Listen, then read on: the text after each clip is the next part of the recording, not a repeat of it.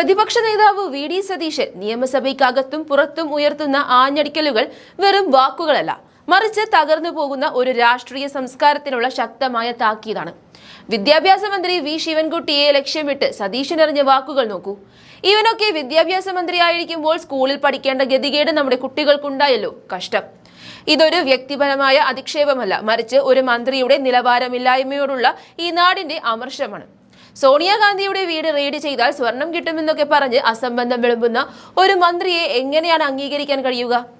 V D Satheesan കൃത്യമായി ഓർമ്മിപ്പിക്കുന്നുണ്ട്, ഇന്ന് നമ്മുടെ മാന്യതയുടെയും അച്ചടക്കത്തിന്റെയും ക്ലാസ് എടുക്കുന്നവർ ആരാണെന്ന്. നിയമസഭയിൽ മുണ്ടുമടക്കി കുത്തി അടിവസ്ത്രം പ്രദർശിപ്പിച്ച് ഡെസ്കിനു മുകളിൽ കയറി താണ്ഡവമാടി സഭ ഒന്നടങ്കം തല്ലിപ്പൊളിച്ച ആ പഴയ ചിത്രങ്ങൾ കേരളം മറന്നിട്ടില്ല. അന്ന് സഭ തല്ലിപ്പൊളിച്ചവരാണ് ഇന്ന് സഭയിൽ എങ്ങനെ പെരുമാറണമെന്ന് പ്രതിപക്ഷത്തിന് പഠിപ്പിച്ചു കൊടുക്കുന്നത്. ഇതിലും വലിയൊരു വിരോധാഭാസം ജനാധിപത്യത്തിൽ വേറെയുണ്ടോ? സതീശന്റെ പരിഹാസത്തിൽ മൂർച്ചയുള്ളൊരു സത്യമുണ്ട്. ശിവൻകുട്ടിക്ക് എക്സൈസ് വകുപ്പായിരുന്നു നൽകേണ്ടിയിരുന്നത് എന്ന് അദ്ദേഹം പറയുമ്പോൾ അതിലൊരു വലിയ കാര്യമുണ്ട്. എക്സൈസ് മന്ത്രി ആയിരുന്നെങ്കിൽ അയാൾക്ക് ബോധമില്ലാതെ പറയുന്നതാണ് എന്ന് കരുതി നമുക്ക് ക്ഷമിക്കാമായിരുന്നു. എന്നാൽ അക്ഷരമുറ്റത്തെ നയിക്കേണ്ട ഒരാളിൽ നിന്ന് അജ്ഞത വരുമ്പോൾ അത് വരും തലമുറയോട് ചെയ്യുന്ന വഞ്ചനയാണ്. ഇന്നിത് കേവലം രണ്ട് രാഷ്ട്രീയക്കാർ തമ്മിലുള്ള പോരല്ല, ഇത് അറിവും അജ്ഞതയും തമ്മിലുള്ള പോരാട്ടമാണ്.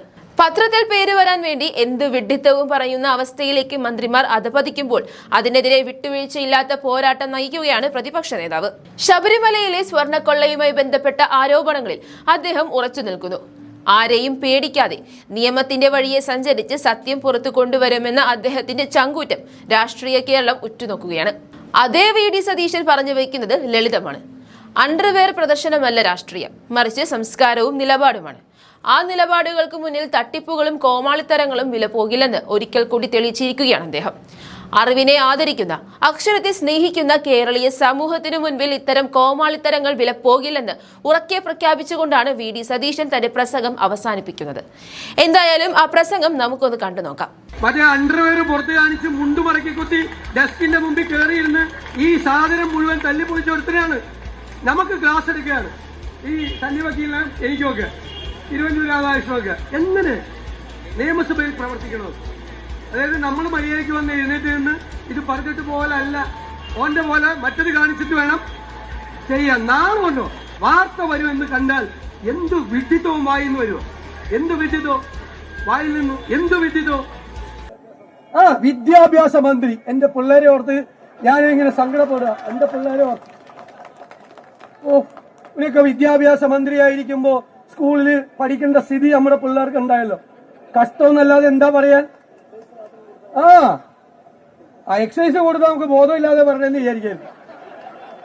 എക്സൈസ് കൊടുത്തിരുന്നത് അത് മാത്രം കൊടുത്തിരുന്നത് ബോധമില്ലാതെ പറഞ്ഞെന്ന് വിചാരിക്കരുത്.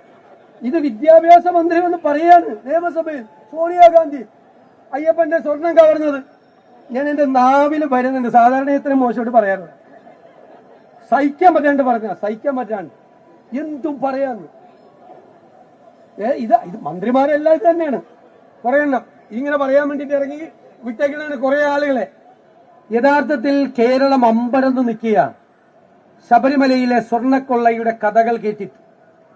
ഇത് ഒറിജിനൽ ദ്വാരപാലക ശില്പം കോടാനുകോടി രൂപയ്ക്ക് കോടീശ്വരന്മാർക്ക് വിറ്റതാണ്. അതാണ് നമ്മൾ സംശയം പ്രകടിപ്പിച്ചത്. 2 ആഴ്ചക്കുള്ളിൽ കോടതിയുടെ വിധി വരികയാണ്. എന്താ കോടതി വിധി?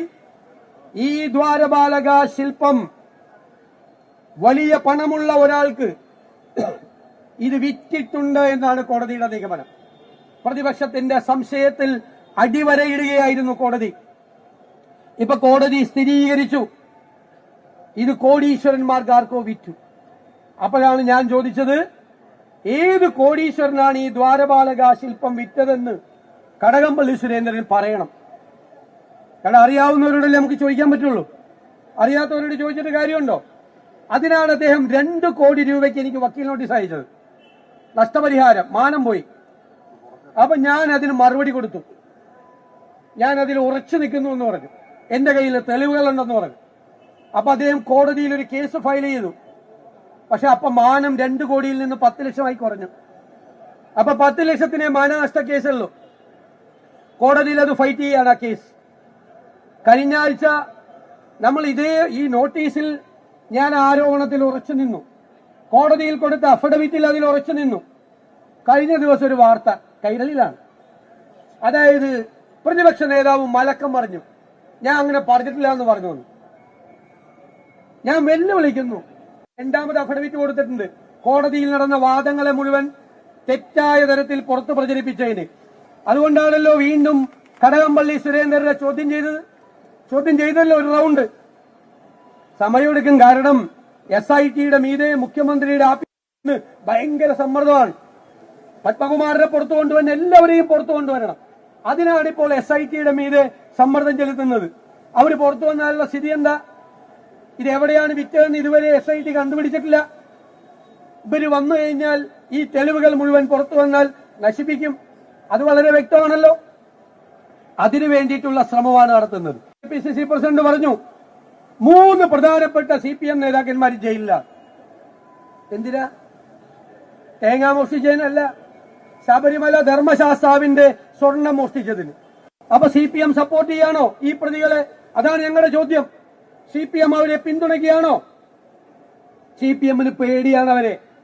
അവർക്കെതിരായി നടപടിയെടുത്താൽ അവർ ഇനിയും ക്യൂവിൽ നിൽക്കുന്ന പല CPM നേതാക്കന്മാരുടെയും പേര് പറയും. ഇത് തീർന്നിട്ടില്ല, ക്യൂ തീർന്നിട്ടില്ല. ഒരുപാട് പേര് കൂടി ആ ജയിലിൽ എത്തിച്ചേരാനുണ്ട്. CPM നേതാക്കൾ. പോലീസ് വന്നു, അന്വേഷണം നടത്തി, ബഹളമാണ്. ആൾക്കൂട്ടമൊക്കെ കൂടി. ആൾക്കൂട്ടത്തിന്റെ ഇടയിലും കാണും കള്ളൻ. അവനിങ്ങനെ കഷ്ടമായി പോയി, ഈ 50 പവന്റെ സ്വർണം പോയതെന്ന് പറഞ്ഞ് കള്ളൻ ഈ കൂട്ടത്തിൽ നിന്ന് കമന്റ് അടിക്കുന്നുണ്ടാവും. കുറെ നാൾ കഴിയുമ്പോൾ പോലീസിന്റെ അന്വേഷണം വേറെ വഴിക്ക് പോയി, ആളെ കിട്ടുന്നില്ല. അപ്പൊ നമ്മുടെ കള്ളൻ എന്ത് ചെയ്യും? വീണ്ടും കക്കും, അടുത്ത വീട്ടിൽ കയറും. ഉറപ്പല്ലേ? അത് തന്നെയാണ് ശബരിമലയിൽ സംഭവിച്ചത്. 2019 നടന്ന ഈ മോഷണം പുറത്താരും അറിഞ്ഞില്ല എന്ന് കണ്ടപ്പോൾ 2024 ദേവസ്വം ബോർഡ് പ്രസിഡന്റ് പ്രശാന്തിനും കൂട്ടർക്കും ഒരു ഭൂതി, ഒന്നും കൂടി സ്വർണം പൂശണം. അപ്പോ അവിടുത്തെ ഒരു ദേവസ്വം കമ്മീഷൻ എഴുതി വെച്ചു, ദേവസ്വം മാനുവൽ അനുസരിച്ച് പുറത്തേക്ക് കൊണ്ടുപോകാൻ പാടില്ല. അപ്പൊ ദേവസ്വം ബോർഡ് പ്രസിഡന്റിന്റെ കത്താണ്, ഉറപ്പായി പുറത്തേക്ക് കൊണ്ടുപോകണം, അത് ഉണ്ണികൃഷ്ണൻ പോറ്റിക്കേ കൊടുക്കും. വാശിയാണ്, വാശി. ഈ വാസവൻ അറിയാതെ രണ്ടാമത് 2024 ഇത് വീണ്ടും പൂശാൻ വേണ്ടി കൊണ്ടുപോവോ? കാരണം പൊളിറ്റിക്കൽ അപ്പോയിന്റ്മെന്റ് ആണ്. പ്രശാന്തിന്റേത് പൊളിറ്റിക്കൽ അപ്പോയിന്റ്മെന്റ് ആണ്. ദേവസ്വം മന്ത്രി അറിയാതെ ശബരിമലയിൽ ഒന്നും നടക്കില്ല. കടകംപള്ളി അറിയാതെ 2019 നടക്കില്ല. വാസവൻ അറിയാതെ 2024 നടക്കില്ല. അല്ല, ഇത്രയും പ്രധാനപ്പെട്ട തീരുമാനങ്ങളൊന്നും ദേവസ്വം മന്ത്രി അറിയിക്കാതെ പൊളിറ്റിക്കൽ അപ്പോയിന്റ്മെന്റ് ആയ ദേവസ്വം ബോർഡ് പ്രസിഡന്റും ഭരണസമിതി അംഗങ്ങളും നടത്തില്ല. കോടതി പറഞ്ഞിരിക്കുന്നത് എന്താണെന്നറിയാമോ? 2024 ചെയ്തതിനെ പറ്റി ഫോൾസ് അർജൻസി, ഫോൾസ്, തെറ്റായ, വ്യാജമായ, ഫേക്ക്, ഫോൾസ് എന്നാണ് ആ വാക്ക് എഴുതിയിരിക്കുന്നത്. തെറ്റായ ഒരു അർജൻസി ഉണ്ടാക്കി, ഒരു പെട്ടെന്നൊരു അത്യാവശ്യം, പെട്ടെന്ന് ഉണ്ടാക്കുകയാണ്. ഇപ്പൊ സ്വർണം പൂശണമെന്ന് വീണ്ടും തെറ്റായ രീതിയിൽ രേഖകൾ ഉണ്ടാക്കുകയാണ്.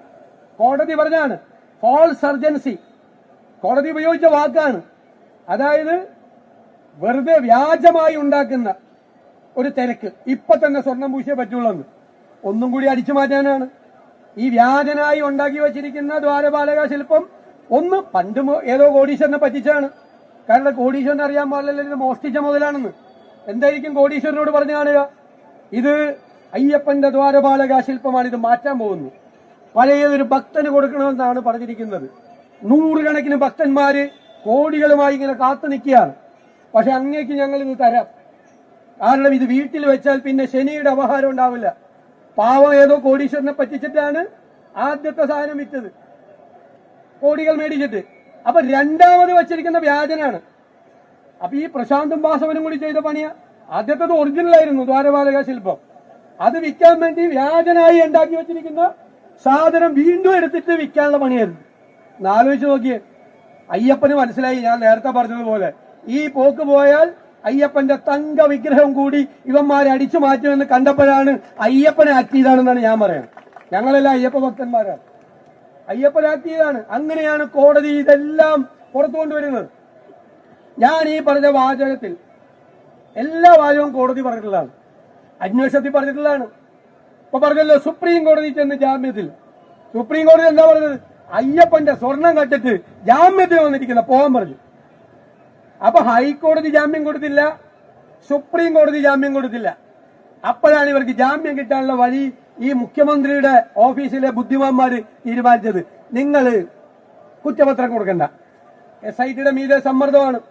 കുറ്റപത്രം കൊടുക്കാതെ വെച്ചു താമസിപ്പിച്ച് ഇവരെല്ലാം പുറത്തിറക്കാനുള്ള പരിപാടിയാണ് ചെയ്യുന്നത്. ഈ സ്വർണ്ണക്കൊള്ള, ശബരിമല ശ്രീധർമ്മശാസ്താവിന്റെ സ്വർണം കവർന്ന ഈ കൊള്ളക്കാർക്ക് കൊട പിടിച്ചു കൊടുക്കുകയാണ് ഈ ഗവൺമെന്റ്. കൊട പിടിച്ചു കൊടുക്കുകയാണ് ഈ ഗവൺമെന്റ്. എന്നിട്ട് ഇത് മറച്ചു വെക്കാൻ വേണ്ടി മറ്റേ സോണിയാഗാന്ധിയുടെ കൂടെ പടം, ഈയിടെ എത്ര കള്ളന്മാര് എത്ര പേരെ കൂടെ പടം എടുക്കണം? നമുക്ക് ആർക്കെങ്കിലും അറിയാം ഇവന്മാര് കള്ളന്മാരാണെന്ന്? ഇപ്പൊ ഞങ്ങൾ മുഖ്യമന്ത്രിയുടെ കൂടെ എടുത്തില്ലേ? അപ്പൊ മുഖ്യമന്ത്രിക്കാണ് കുറച്ചുകൂടി അറിയാനുള്ള എളുപ്പം. കാരണം സ്പെഷ്യൽ ബ്രാഞ്ച് ഉണ്ട്, ഇന്റലിജൻസ് ഉണ്ട്, പോലീസ് ഉണ്ട്. പിണറായി വിജയന് മനസ്സിലായില്ലല്ലോ ഇയാൾ കള്ളനാണെന്ന് കൂടെ നിന്ന് പടം എടുത്തപ്പോ. അപ്പൊ സോണിയാഗാന്ധിക്ക് എങ്ങനെ മനസ്സിലാവണം? ആരെങ്കിലും അപ്പോയിന്റ്മെന്റ് എടുത്ത് ചെന്ന് അവരെ കാണാം. അവരെ കാണാൻ ഒരു ബുദ്ധിമുട്ടുമില്ല ആർക്കും, അവരെ കാണാം. നമ്മൾ ഒരു കാര്യം കേരളത്തിലെ ജനങ്ങൾക്ക് വാക്കുകൊടുക്കുകയാണ്. ഈ സ്വർണ്ണക്കൊള്ളക്കാരെ മുഴുവൻ ഏത് മാളത്തിൽ പോയി ഒളിച്ചിരുന്നാലും അവരെ എല്ലാം നിയമത്തിന്റെ മുന്നിൽ കൊണ്ടുവരുന്നത് വരെ കേരളത്തിലെ കോൺഗ്രസ്, കേരളത്തിലെ UDF അതിനുവേണ്ടി പ്രവർത്തിക്കുമ്പോൾ ഒരു സംശയവും വേണ്ട. അവസാനം വരെ അതിനുവേണ്ടി പ്രവർത്തിക്കും. ഒറ്റ കൊള്ളക്കാരെ വെറുതെ വിടാൻ UDF-ഉം കോൺഗ്രസും അനുവദിക്കും.